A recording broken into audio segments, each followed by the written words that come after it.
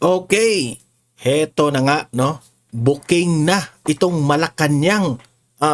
Na-booking ang Malacanang sa pagsisinungaling nila. Heto yung balita ha. Itong bakit nagsisinungaling itong Malacanang patungkol po dito sa usapin ni Bersamin. Ayan, itong si Auntie Claire Castro ngayon ha, nagsisinungaling. Hindi pa pala ha, nag-resign itong si Bersamin bilang delikadesa.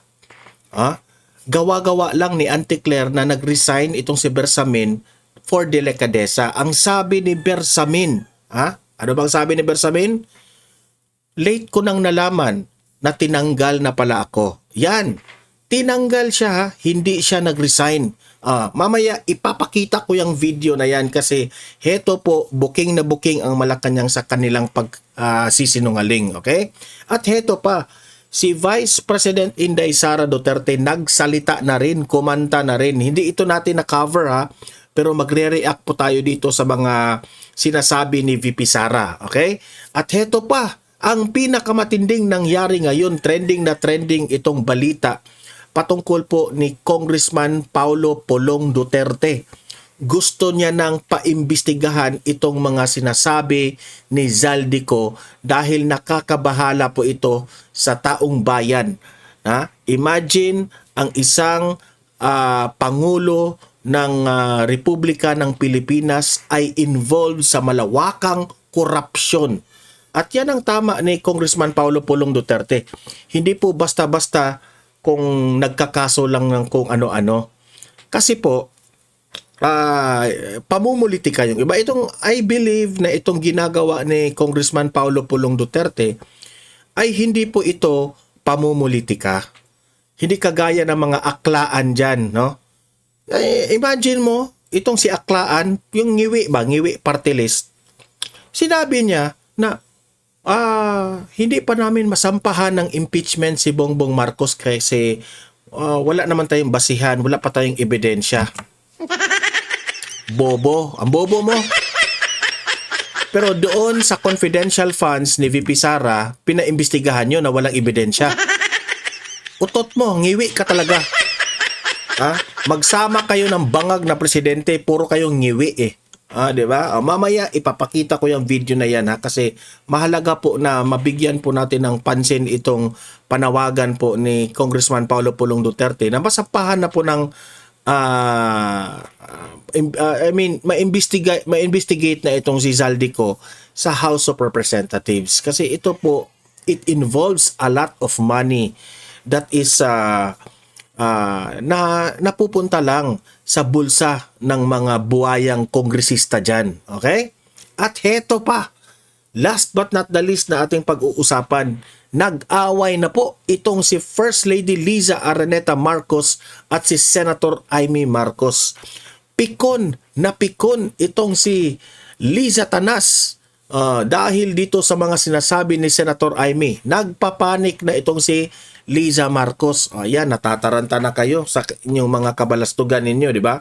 Ito, yun po ang mga pag-uusapan natin. Pero guys, bago ang lahat, help me po muna na i-like at saka i-share itong video na ito para guys, kakalat ito sa taong bayan. Okay? Sabay-sabay muna tayong mag-like and share sa Donmar TV. Itong video na ito, like and share. 1, 2, 3, go! Okay, naka-like and share na ba lahat?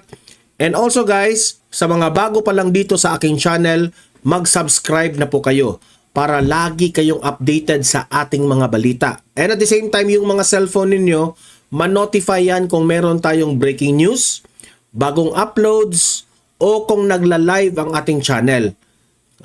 Ma-notify kayo lahat dyan. Kaya mahalaga po na mag-subscribe tayo sa Donmar TV. 1, 2, 3, go! Ayan, nakasubscribe na ba lahat? Okay, so heto. Heto yung marami po ang napansin, no, tama talaga na itong si Auntie Claire Castro sinungaling. Pati itong si Bersamin, feeling niya ay binastos siya. Feeling niya na insulto siya. Okay? Kasi hindi naman pala nag-resign siya for delikadesa. Sabi niya, it's too good to be true, no? Parang maganda yan. Parang okay yan na nag-resign ng for delikadesa. Pero hindi po talaga ganyan ang nangyari.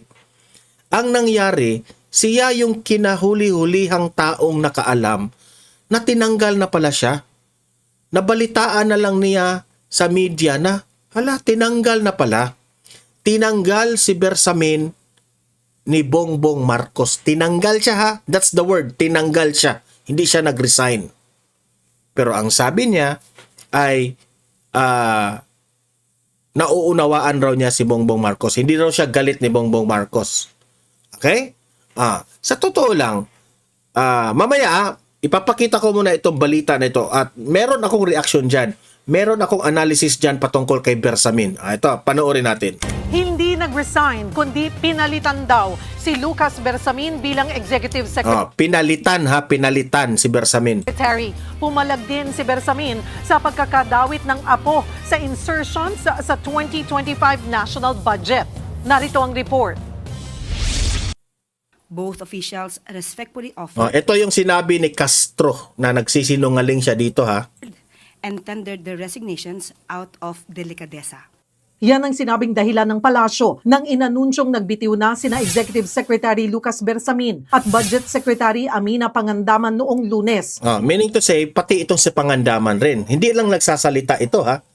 Pero feeling ko, ha, tinanggal rin ito ni Bongbong Marcos. Pareho silang idinawit sa 100 billion pesos na insertion sa 2025 national budget. Pero sa panayam ko kay Bersamin sa One Balita Pilipinas, sinabi ng dating Executive Secretary na hindi siya nag-resign. Hindi siya nag-resign. Klaro po yun, ha? Klaro po yun.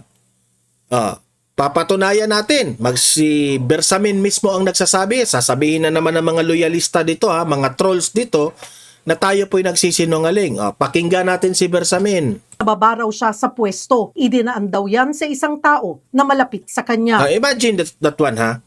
Si Bersamin, tanggol ito ng tanggol kay Bongbong Marcos. Halos na lang lahat ng mga akusasyon laban dito sa Pangulong Marcos. Inaaway lagi si Marcos, 'di ba? Inakusahan na gumagamit kung ano-ano mga isyong ibinabato ng taong bayan kay Bongbong Marcos. Itong si Bersamin ang laging kumakampi kay BBM. Ipinagtanggol araw-araw ni Bersamin itong si BBM. Pero look at what happened now. Ha? Tinanggal ka. Tinanggal ka, Bersamin. Sinibak ka sa pwesto, ibig sabihin, di ba? Ibig sabihin, confirmed na si Bongbong Marcos, walang utang na loob. Confirm na itong si Bongbong Marcos manggagamit. So confirm na ikaw ay trinahidor at walang utang na loob, ginamit ka lang ni BBM. Confirmed. Ayaw nyo kasing maniniwala di ba? Dati sinabi, ikaw, gabinete ka ni former President Duterte dati. Yan ang napala mo, Bersamin, sa pagiging balimbing mo. Di kinain mo rin yung pagiging balimbing mo. You get a taste of your own medicine. Sinibak ka rin. Yabang-yabang mo, Bersamin, di ba? Nasaan yung yabang mo ngayon? Gaya ka lang ni Torre. Si Torre trinahidor rin.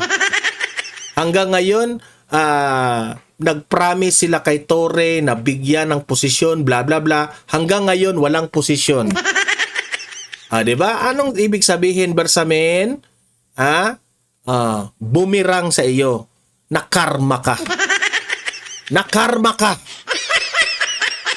Trinidor ka. Di ba? Kasama na yan si Auntie Claire Castro. Kung gaano kasinungaling ang Pangulong Marcos, ganyan rin kasinungaling si Auntie Claire Castro. Di ba? Kawawa ka ngayon, kawawa. Hindi tayo dapat maawa dito sa taong to di ba?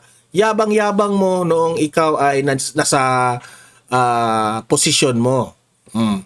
Trahidor ka kasi kay Duterte 'Di ba? Ang trahidor ay dapat ring trahidorin. So, trinahidor ka rin ni Bongbong Marcos. Deserve mo yan.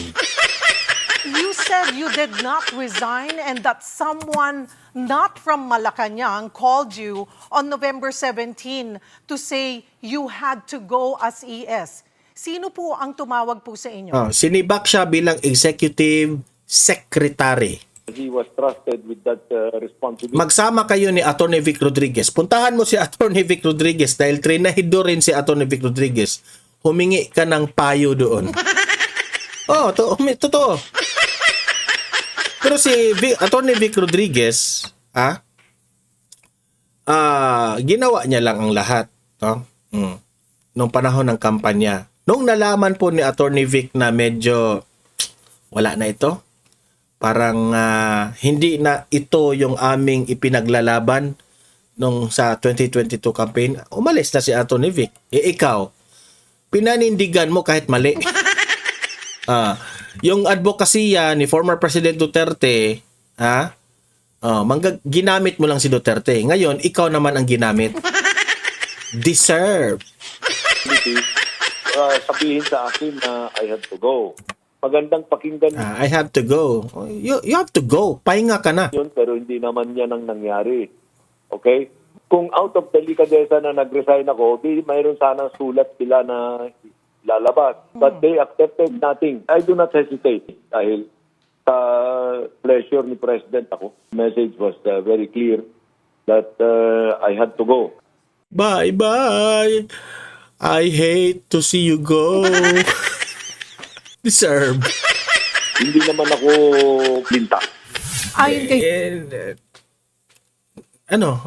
Nasasaktan ka, no? Di ba? Deserve mo yan. Manggagamit ka kasi. Senate Blue Ribbon Committee Chairman Ping Lacson, nangyari ang balasahan sa gabinete matapos magpadala ng sulat si dating DPWH Undersecretary Roberto Bernardo kay Pangulong Bongbong Marcos. Sabi raw ni Bernardo kay Lacson, ginamit lang ang pangalan ni Pangulong Marcos ng ilang tao sa Malacanang. Yan ay sina dating Presidential Legislative Liaison Office Head Adrian Bersamin at dating Education Undersecretary Trigiv Olaivar. Si Adrian Bersamin ay apo sa pamangkin ni dating Executive Secretary Bersamin. Matatandaang sinabi ni dating Congressman Zaldico sa kanyang video na kinumpirma niya kay Yusek Bersamin na pinapasok ni Pangulong Bongbong Marcos ang 100 billion pesos sa 2025 budget. Dinepensahan naman ni dating ES Bersamin ang kanyang apo sa pamangkin na si Yusek Adrian. Hindi raw siya sang-ayon sa pagkakadawit nito sa isyu ng katiwalian. Mahal na mahal ko si Adrian para kong sariling anak na. Hindi ko maintindihan kung bakit nadadamay ng ganyan yan. Napakabait na tao yan. Kaya yung pag-i-implicate sa kanya ng masama, hindi ko gusto yan. Hindi ko sinasang-ayunan yan. Pero Kasi, nagbatuhan na kayo ng putik dyan. Hindi tayo maghusga doon sa kanyang pamangkin na di tayo manghusga kung corrupt ba yun o hindi. Ang sa akin lang, kung hindi yun corrupt si Adrian, kung nadamay man lang yan, nadamay yan sa mga kabalastugan nyo. Diba? Nadamay eh. Pero, imbestigahan yan. Batuhan na kayo ng putik ngayon. Ang administrasyon ngayon, turo na sila ng turo ngayon. Dati, ang tinuturo nila, si VP Sara, ngayon, wala na. Na gulo na talaga. tanungin kung konektado ba ito sa pagpapababa sa kanya bilang Executive Secretary. Hindi ko alam kung connected or not, but I presume na may kinalaman. Sinabi rin daw ni Bernardo kay Lacson kung saan napunta ang budget insertions. Si Bernardo raw mismo ang humawak sa 52 billion pesos. Si dating Executive Secretary Saan ka maniniwala? Ni Bernardo o ni Zaldico? Dalawa lang yan ang tanong, dalawa lang. Saan ba tayo maniniwala? Ni Bernardo o ni Zaldico? Ako, maniniwala ako kay Zaldico kasi doon sa House of Representatives, Siya ang nagkokontrol sa budget ng pera ng Pilipinas. Di ba? Itong si Bernardo, hindi natin alam analysis ko lang ito, pwedeng magsinungaling itong si Bernardo. No? Tatawagan niya ng ng Malacanang. Ito yung gawin mo. Ako nang bahala sa iyo. Pwedeng ganun pero analysis lang po natin. Pwede tayong mali doon sa analysis. Bersamin daw ang nagtiyak na marirelease ang isiningit na Yung kay Zaldico, analysis rin natin rin. Pero malaking chance na tama yung sinabi. Mas naniniwala ako that's my opinion. Mas naniniwala ako sa sinabi ni Zaldico. May resibo may picture May picture di ba? Si Bernardo, meron ba? Wala. 2025 national budget. Pero sabi ni Bersamin, wala siyang kinalaman sa kahit anong budget. Bakit ba sasabihin yan? Triple hearsay yan. Kahit na sino ang mag-connect sa akin dyan, hindi nyo dapat paniwalaan yan dahil wala akong kinalaman dyan. Saka hindi ko kausap yung mga yan na sinasabing kausap ko, like Mr. Bernardo. I will not allow myself to be dragged into anything na hindi ko naman ginawa. Hindi mo alam, di ba? Pero ang sabi ni Zaldico, si Bongbong Marcos has given instruction to you. Ikaw yung ganyan yan Hindi naman yan direkta from BBM to Zaldico. Hindi yan ganyan. Dadaan yan sa mga sekretary. Ikaw yung sekretary, di ba? So malaking posibilidad na tama yung sinabi ni Zaldico. Or wala naman akong pakialam. Oo. So I will be able to defend myself very easily. Sinaktan na nila ako pero hindi ako yung tao. Sanaktan. Nasaktan ka pala, You deserve it. Dahil sinaktan mo rin ang taong bayan sa pagtrahidor mo kay Duterte. You get the taste of your own medicine, Bersamin. O na palahigan ko. Respetuhin ko sila. Sa gitna ng isyu ng korupsyon at kahit wala na siya sa palasyo, naniniwala si Bersamin na hindi dapat palitan o pababain sa pwesto si Pangulong Marcos.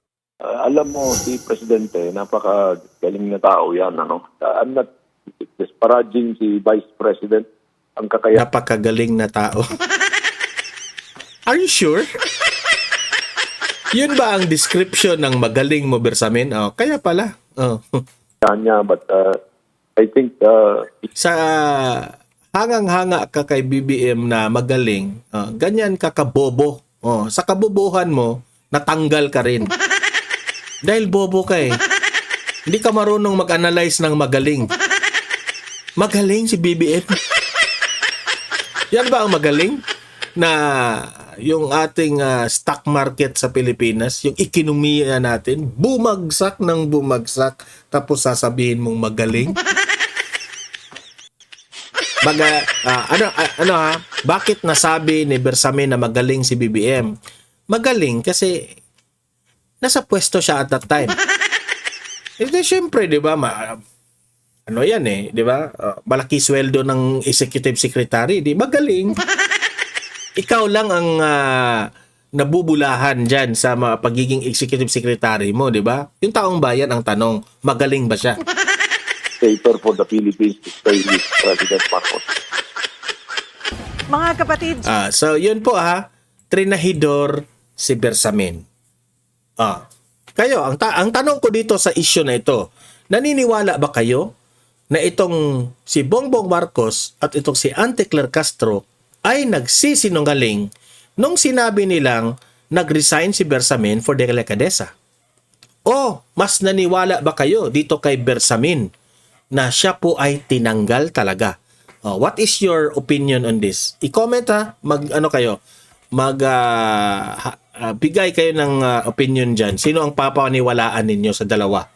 At heto, hindi natin nare-react ito Nagsalita na po itong si Vice President Inday Sara Duterte sa mga kasalukuyang nangyayari ngayon sa mainit na rally at doon sa korupsyon na lumala at nung sinabi ni Amy Marcos. Ito, panoorin natin.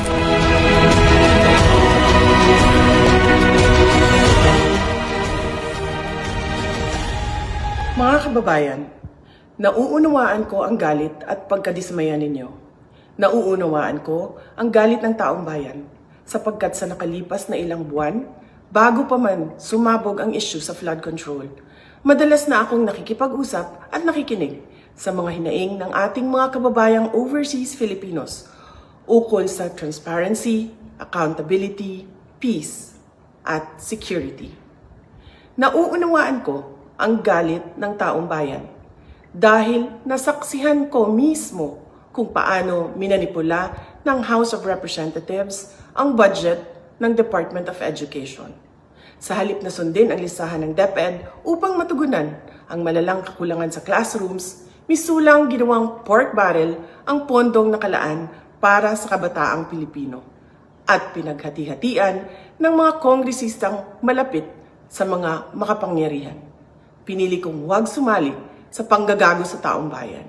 Sa aking pagbitiw bilang kalihim ng DepEd, ininda ko ang kaliwat kanan na atake kasama na ang impeachment para lamang mapagtakpan nila ang katiwalian sa 2025. Kasi dito natin makokonek na lahat ng sinabi ni VP Sara noong siya pa ay Department of Education, gabinete pa siya ni BBM, 'di ba? Hanggang tumiwalag siya sa administrasyon.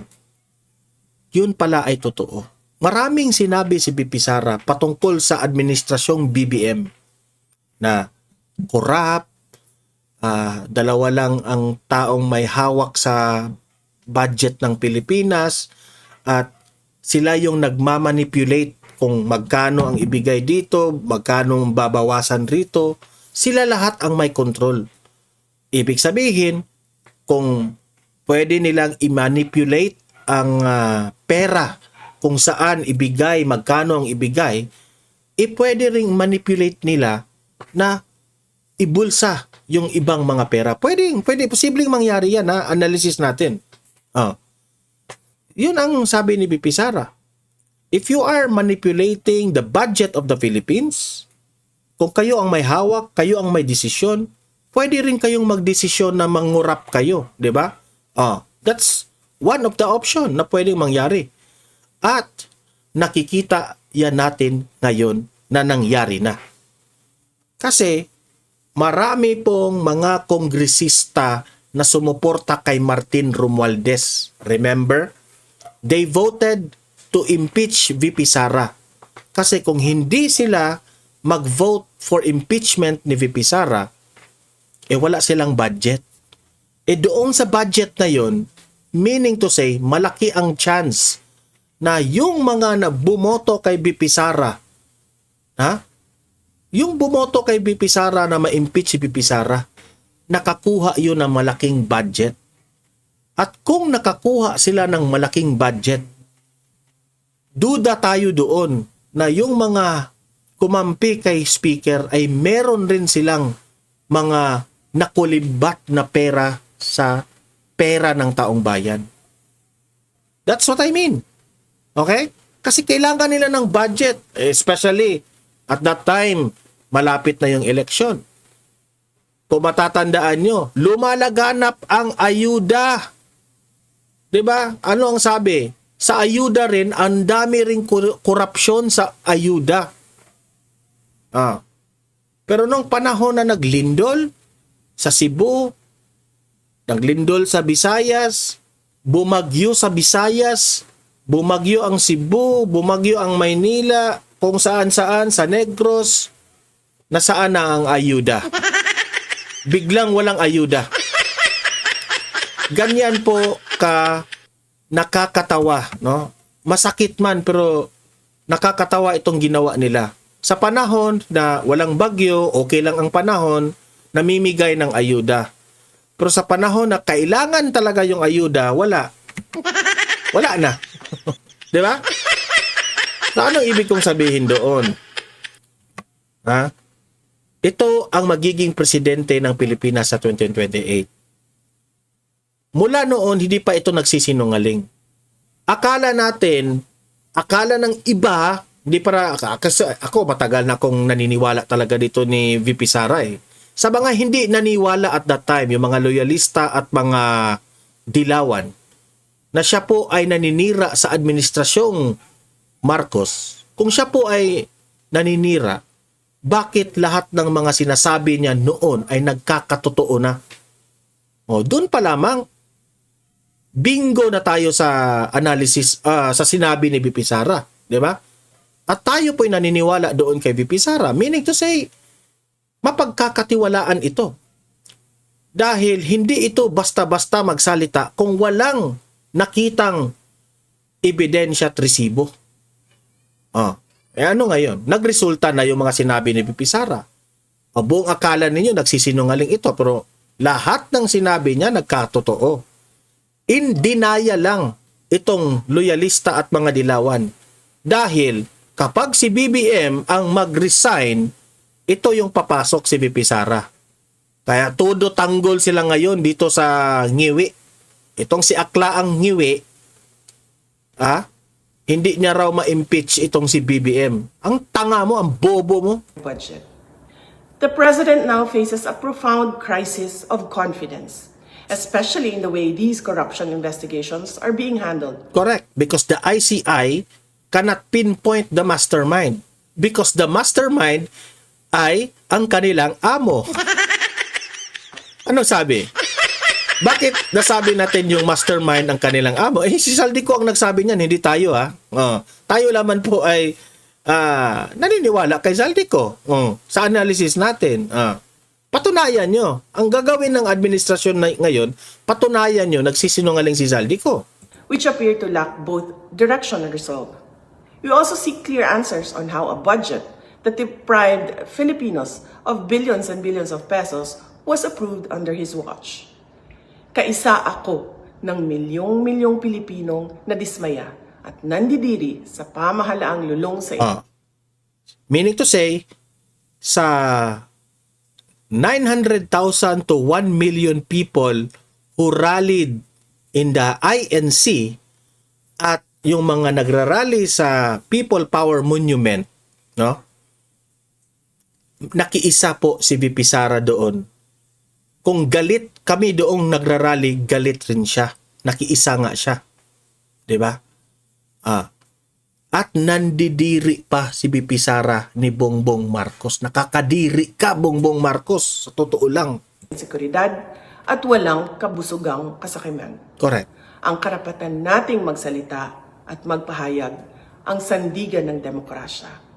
Dapat ito Tapos ito pa ha, sasabihin pa ni Bongbong Marcos na ako nga yung nag-reveal nitong flood control. Siya raw ang nag-reveal na ang dami palang korupsyon. Dahil kay Bongbong Marcos ngayon, nare-reveal yung mga korupsyon.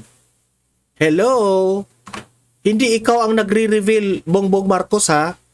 Ikaw ang nagmamayabang sa 5,500 flood control projects, kung matatandaan natin. After 2 days, umulan, bumaha. Ang Panginoon po ang nag-reveal na sa korupsyon. Hindi po ikaw, Bongbong Marcos, ang nag-reveal sa korupsyon.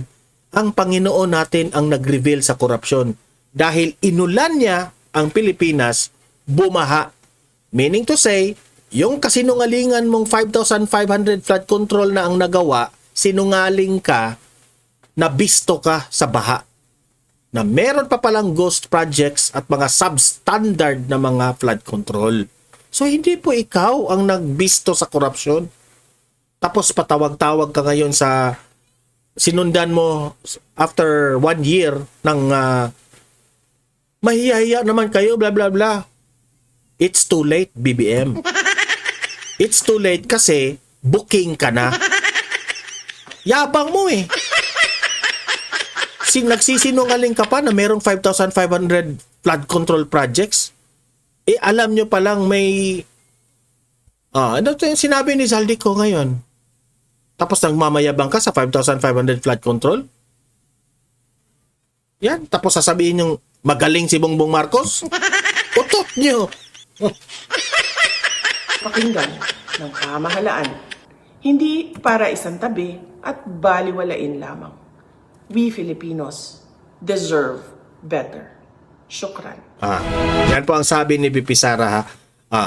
Kayo po ba ay naniniwala ni VP Sara na yung mga sinasabi niya noon nagkatotoo na? Anong masasabi niyo doon? Ha? Mag-comment kayo doon sa comment section. Anong masasabi niyo? Okay?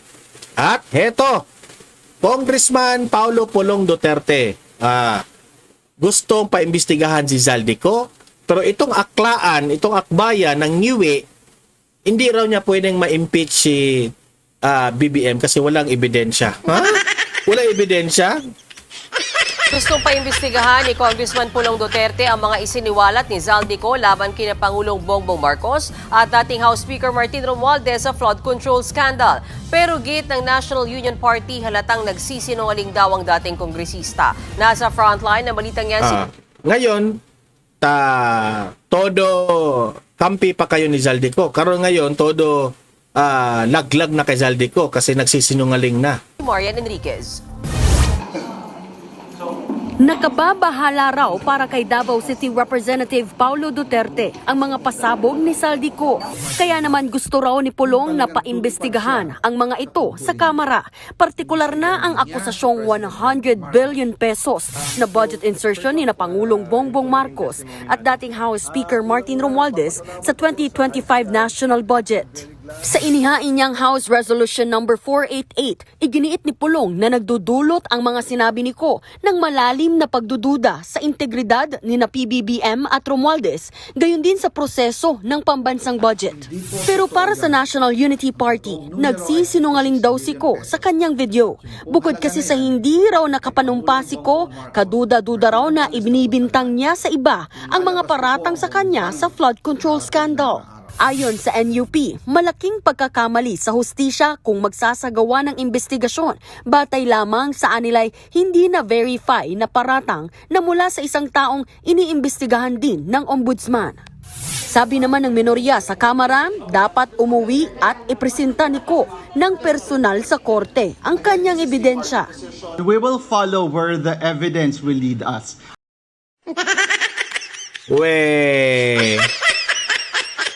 Halata naman kayo na sinakyan nyo lang. Ha? Sinakyan nyo lang si Bongbong Marcos. Alam ko namang galit kayo kay Bongbong Marcos. Pero takot kayong ma-impeach si Bongbong Marcos kasi papasok si VP Sara. Bobo mo. Huwag kang rason aklaan. Akla ka talaga Ngiwi ka talaga At kung saan tayo dadalhin ng ebidensya, doon natin dalhin ang investigasyon.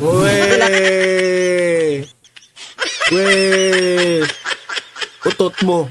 Kailangan umuwi ni former Alam nyo sisiraan ko talaga itong aklaan. Hindi naman talaga ako maninira sa kanila kasi sira na talaga sila, no? Pero sasabihin ko lang kung ano yung totoo. Kayo mga audience ko dito sa Donmar TV, ang akbayan po, hindi po sila for the people. Hindi po sila sa kung ano man ang hinanaing ng taong bayan. Ha?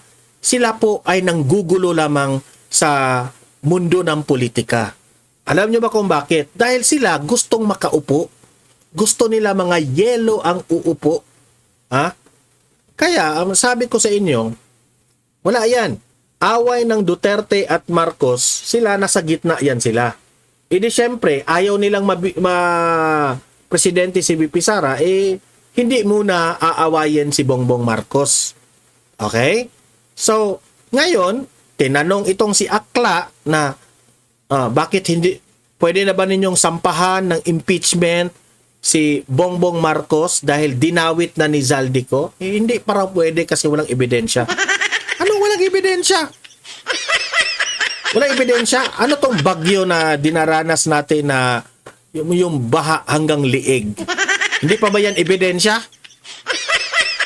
na Representative Zaldico para yung mga binabanggit niya magkaroon ng legal weight. Mas Isa ka pa. state niya under oath.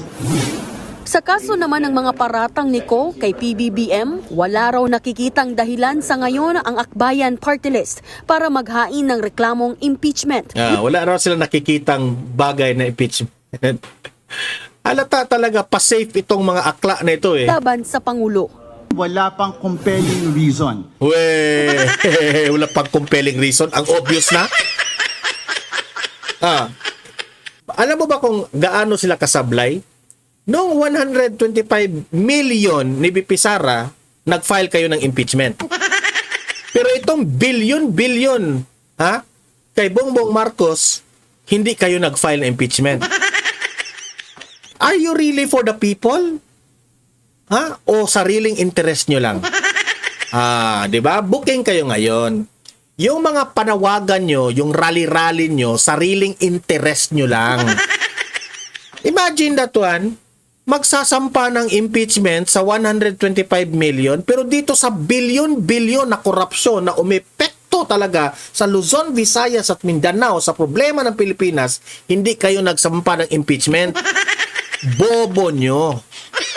Ang dapat sa inyo, tanggalin na sa gobyerno kasi kayo po ang germs ng bayang ito. Ha? Akla ka kasi. Ha? Akla yung utak mo, ngiwi ngiwi ka kasi. Kasi tingin natin ang impeachment complaint should be founded on facts and evidence. Facts and evidence, ang obvious. Sus! Bobo na lang talaga ang boboto dito. Bakit pa ito nanalo? Sa totoo lang, no? The people is aware now. Kung gusto nyo, laging lubog tayo sa baha, iboto nyo ito. Pero kung gusto nyo, maayos ang bansa natin, huwag nyo nang iboto ito mga ganitong klasing politiko. Ganitong klasing bibig. Ngiwi kasi. Ay, nako. Balita mula sa So, yun po, no? Nakakahiya sila. Ang tanong, naniniwala po ba kayo sa sinabi niya na wala pa raw sapat na ebidensya na sampahan ng impeachment si BBM? Boo! Mag-comment kayo, ha? Comment kayo. Anong masasabi nyo sa opinion niya dyan? Sariling interest lang ang ginagawa nila. Ito. Panoorin natin itong away ni Liza Marcos at ni Senator Amy Marcos na napikon itong si Liza Tanas. Ito, panoorin natin. Kumakalat online ang umano'y patutsadahan ni na Senator Amy at First Lady Liza Araneta Marcos. Pero paglilinaw ng maghipag, fake news daw yan. Nasa frontline na balitang yan si Maricel Halili. 2 araw matapos ang akusasyon ni Senador Amy Marcos tungkol sa umuning pagdodroga ng kapatid niyang si Pangulong Bongbong Marcos at ng hipag niyang si First Lady Liza Araneta Marcos, nag-update si Liza sa kanyang Facebook account. Nakipagkita raw siya sa mga filmmaker na balak dalhin ng Hollywood sa Pilipinas at doon na nga siya bumanat. Sabi ng First Lady sa kanyang caption, "Welcome to Entertainment Pinoy Style." Butas-butas daw ang plot. May aktor na hindi marunong umarte at may climax na nilulubog underwater ang buong komunidad. May aktor raw na hindi marunong umarte. Ang pinatutungkulan niya doon si Senator Amy. Nakita nga namin na halos maiyak-iyak na siya. At nung sinabi yan ni Senator Amy, medyo naiyak siya kasi kapatid niya ang binuking niya. Ikaw, pati pala ikaw, isa ka sa nagsira sa buhay ni BBM. Si Senator Amy ang nagsabi niya na, Quote-unquote, "Let's not even talk about fake news." Higit 10 fake news? Fake news ba na nakikita mismo namin yung ebidensya sa mga katawan ninyo? Di ba sinabi ni ang Facebook post na yan. Sinabi kasi ni Senator Amy na gumagamit kayo, di ba? Kayong pamilya gumagamit kayo. Fake news ba yon? Na sinabi ni Amy na mismo yung mga ebidensya nakikita sa mga katawan ninyo, di ba? Ni Liza, ito naman ang kanyang pinost. Continuation ng nauna niyang post at ang caption, "And speaking of fake news, welcome to Entertainment Pinoy Style." At meron pang Welcome to Entertainment Pinoy Style. Bakit ba? Pinahiya mo ang Pinoy? May problema ka ba sa Pinoy? Ha? Bakit dinidiscredit mo ngayon ang Pinoy? Ito, First Lady pa ha? First Lady pa ito. Asawa ng presidente. Sasabihin mong, welcome to Entertainment Pinoy Style. So parang binababa mo ang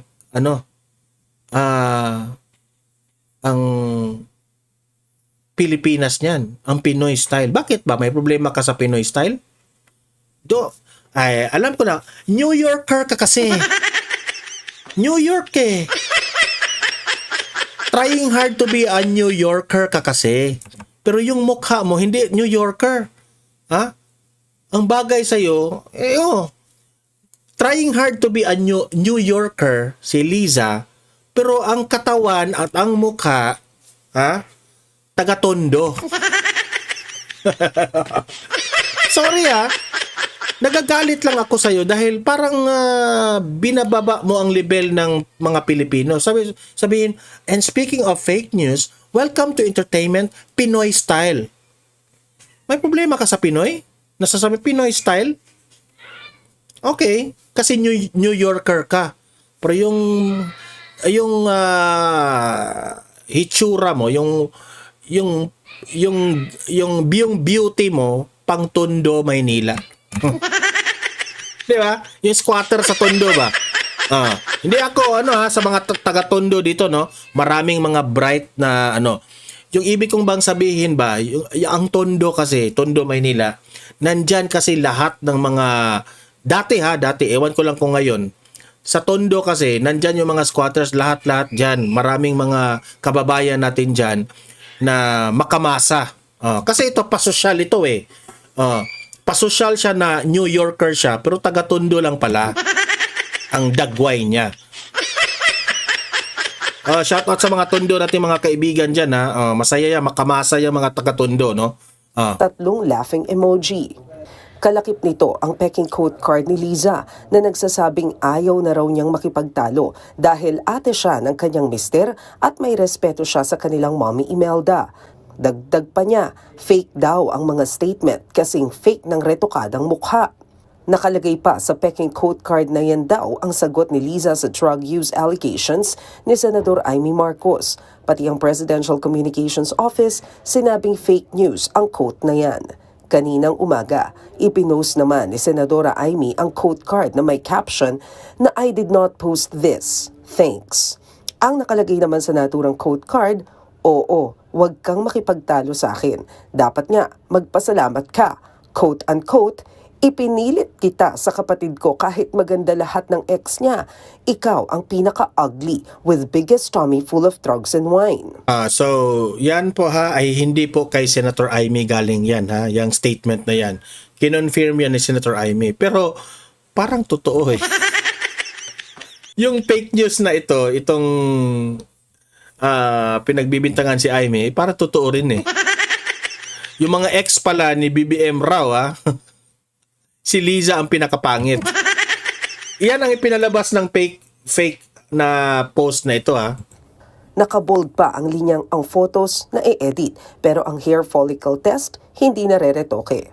Sa comment section, sabi pa ni Senator Amy, maging maingat daw sa mga peking pahayag gaya ng peking quote card. Peke yun kanina Peke yun na si Liza Arneta Marcos yung pinakapangit sa ex ni BBM. Nakakadagdag lang daw ito sa ingay na hindi naman makakatulong. Nag-post naman si Senador Amy ng screenshot na nagpapatawag ng emergency meeting ng mga mayor sa Ilocos Norte. Galing daw ito kay Presidential Son at House Majority Leader Sandro Marcos. Giit ng senadora na iintindihan niya kung may gagawin ng mga Ilocano para di sila pag-initan. Dagdag niya, pangalagaan daw ng mga Ilocano ang kanilang... Ano kaya ang emergency meeting na ito? Natataranta na ba si Sandro? Bakit ka nagpatawag ng emergency meeting sa mayor ng Ilocos? Bakit kaya? Sarili mula sa palasyo at sa Batang Marcos. By the way yung last post ko maraming nagsasabi, Don Mar, Ilocos Norte, Ilocos Sur. Pasensya na po kasi nalilito po ako sa Ilocos Norte at Ilocos Sur. Pasensya na po. Sorry. Isa pang Facebook post, sinabi ng senadora na kinansela na ang naturang emergency meeting. Ang sagot naman dyan ng palasyo, bakit na nadamay na siya ng mga Ilocano? Siya lang naman yung nagsalita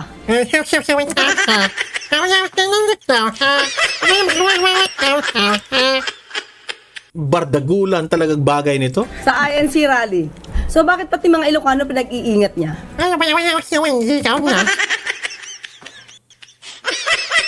Alam naman ng Pangulo, alam naman niya na ang Pangulo ay mahal ang mga Ilocano. Huwag siya mandamay, solo niya lang yan. Nagbabalita mula sa Frontline, So, ano masasabi niyo sa away ni Liza at ni Aimee? Saan kayo maniniwala?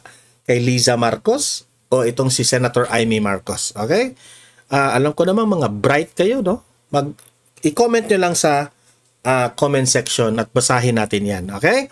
So guys, paki-like, paki-share itong video na ito ha, para marami po ang makaalam and aware sa mga nangyayari ngayon. At subscribe kayo sa mga first time lang dito sa aking channel. Subscribe na po for more updates, no? At libre lang ang mag-subscribe, ha? I-press nyo lang ang subscribe button. Walang bayad yan, okay? See you in my next video. Have a great day, have a great night, and God bless po sa ating lahat. Mabuhay ang Pilipinas and God save the Philippines. Bye-bye.